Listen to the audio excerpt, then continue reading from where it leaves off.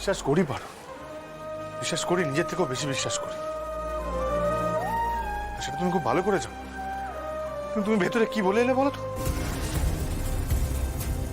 তুমি বুঝতে পারছো নিজের জেদের বসে 50 লক্ষ টাকা পারু হঠকারিতা এই সিদ্ধান্তটা নেওয়াটা তোমার ঠিক হলো? জেদ যদি কোনো ভালো কারণের জন্য হয় তাহলে সেই জেদ বারবার করা উচিত। এই টাকাটা আমাদের যে করে হোক জোগাড় করতে হবে সোম। না না, তুমি বাবার মুখের ওপর চ্যালেঞ্জ করে এসেছো বলে আমি বলছি না, রত্নার জন্য। যে মেয়েটার জীবন থেকে সব আনন্দ মুছে গেছে, সব স্বপ্ন মুছে গেছে, সেই মেয়েটাকে একটা ভালো জীবন দেওয়ার জন্য এই টাকাটা আমাদেরকে জোগাড় করতে হবে।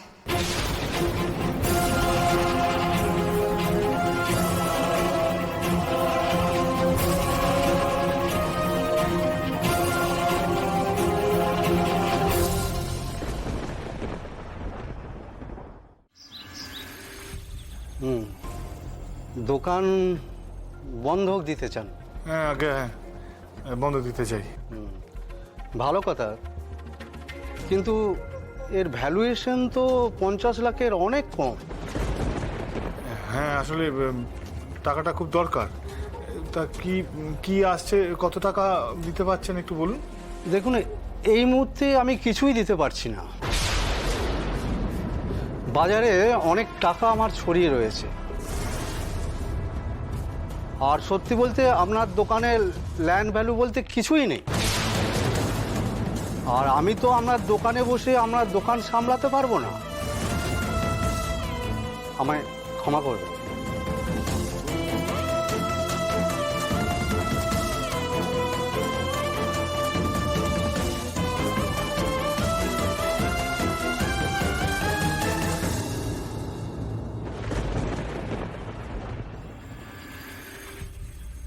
গ্যারেজ করেছিস, খুব ভালো কথা। ব্যবসা করছিস, কিন্তু একটু ব্যবসা বুদ্ধি বাড়ালে তোর ব্যবসায় আরো টাকা আসবে। কোথা কিভাবে? ধর তোর গ্যারেজে তো গাড়ি আসে সারাতে, গাড়ির ডিকিতে কিছু মাল থাকবে, রাতের বেলায় আরো একটা গাড়ি আসবে, এই গাড়ির টিকির মাল ওই গাড়িতে চলে যাবে। না না, কিন্তু এই গাড়ির ডিকির মাল ওই গাড়িতে, কিন্তু চালানটা করবোটা কি? চালান করার কত কিছু আছে মাথা মোটা। সোনা, মাদক, কালো টাকা, চালান করার জিনিসের অভাব আছে? এরকম ফোন বাজে আবার। ভবানী মহাজন, হ্যাঁ বলো। আপনার মেয়ে জামাই এসেছিল টাকা চাইতে। টাকা চাইতে? কত টাকা? 50 লাখ। মনে হলো খুব দরকার, নইলে কেউ দোকান বন্ধক রাখতে চায়? খুব খারাপ লাগছিল, ব্যবসা করে খায়, আমিও তাই বলা।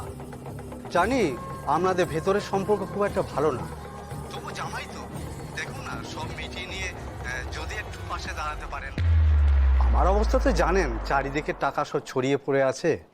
হ্যাঁ ঠিক আছে ঠিক আছে, মিটিয়ে নেবো। এখনো টাকার কথা চিন্তা করে যাচ্ছ তো? না না, ভাবছি না। এখানে এলে আমার অত ভাবনা চিন্তা হয় না, মনে অনেক শান্তি থাকে। না, তবে ভাবছিলাম একটা অন্য বিষয়। কি কথা বলো তো? সে অন্য বিষয় বলবো পরে। বলো না। বললাম তো। বলবে না তো? বলবে না আমায়? ঠিক আছে, ছাড়ো, বলতে হবে না, ছাড়ো। আরে রাগ করছো, কি মুশকিল বলো তো। আচ্ছা শোনো শোনো, ওই সেই প্রথমবার যখন তুমি পড়াশোনা শেষ করে তুমি ভুবনপুরে এলে শহর থেকে, তখন আমি, পাজামা, কাজু আর বাটকা আমরা সবাই মন্দিরে এসেছিলাম, একটা কাণ্ড করেছিলাম। এই মায়ের কাছে গিয়ে বলেছিলাম যে মা, তোমাকে পুজো দিচ্ছি, যদি ডালায় জবা ফুল আসে তাহলে পার্বতীর সঙ্গে আমার বিয়ে হবে, আর যদি ডালের মধ্যে নীলকণ্ঠ ফুল আসে তাহলে পার্বতী যেমন আমার রাজকন্যা আছে, আমার স্বপ্নের রাজকন্যা, ঠিক সেরকমই থাকে। কি? হ্যাঁ। তো কি ফুল এসেছিল শুনি? কি ফুল এসেছিল? ওই যে তুমি সামনে দাঁড়িয়ে আছো, জবা ফুল। আর কত ঝড়ঝাপটা, কত অশান্তি, কত ঝামেলার পর সেই তুমি আমি এক হতে পারলাম। আমরা এখন একসাথে থাকি।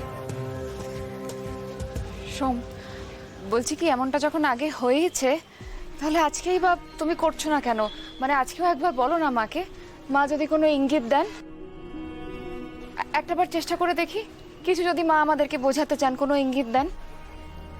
বলবো? হ্যাঁ বলো। বেশ।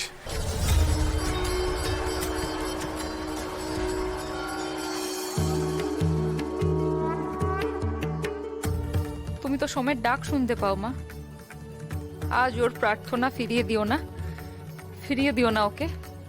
জয় মা, জয় মা ভুবনেশ্বরী।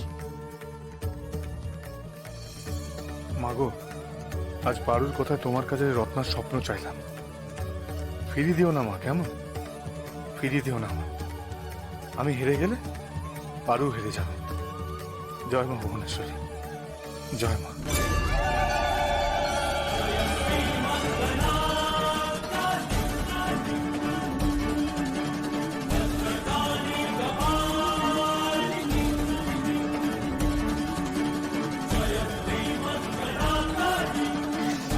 জয় মা, জয় মা ভুবনেশ্বরী।